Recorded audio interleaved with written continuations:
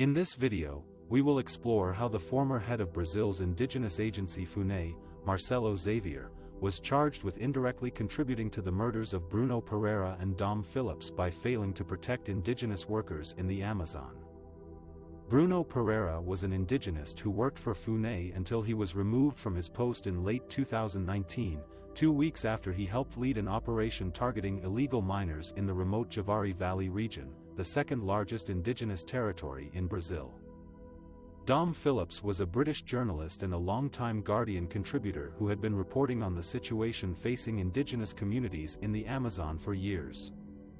The two men were killed on June 5, 2022, after coming under attack while traveling down the Amazon River after a 4-day reporting trip in the Javari region. Their bodies were found after a 10-day, indigenous-led search.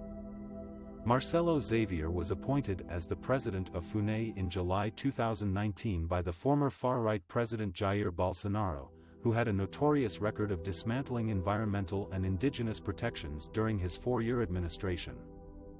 Xavier was a former police chief who activists accused of playing a key role in weakening FUNAI's role and authority.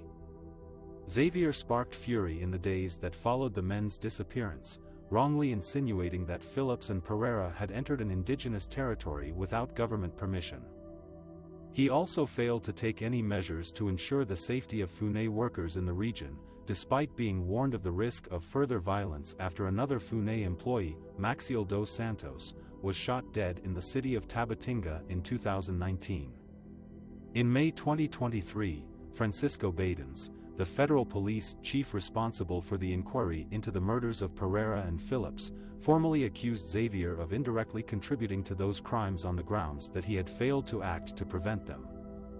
The accusation against Xavier is based on the legal concept of dolus eventualis, when a person is aware of the risk of a crime taking place but fails to act to prevent it. Another senior FUNAI official, Alcer Amaral, was indicted on the same charges.